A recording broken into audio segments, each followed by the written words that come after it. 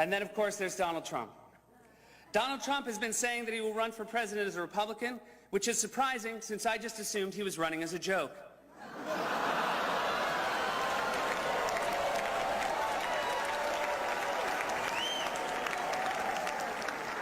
Donald Trump often appears on Fox, which is ironic because a fox often appears on Donald Trump's head.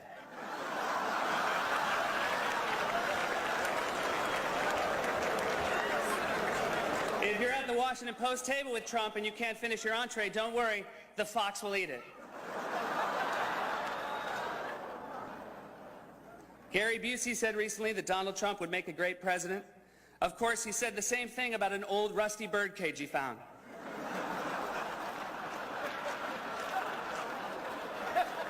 Donald Trump owns the Miss USA pageant, which is great for Republicans because it will streamline their search for a vice president.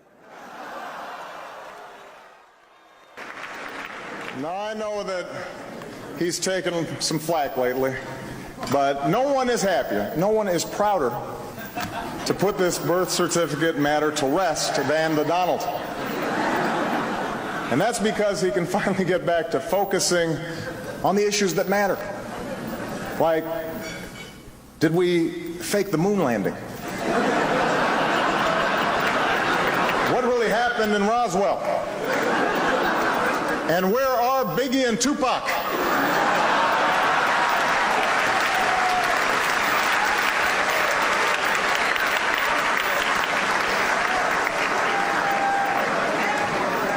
All kidding aside, obviously we all know about your credentials and breadth of experience.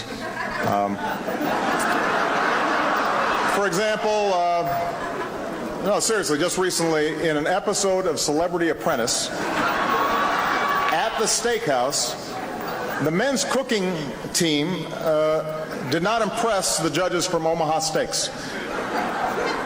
And there was a lot of blame to go around, but you, Mr. Trump, recognized that the real problem was a lack of leadership. And so ultimately you didn't blame Little John or Meatloaf. You fired Gary Busey. And these are the kind of decisions that would keep me up at night.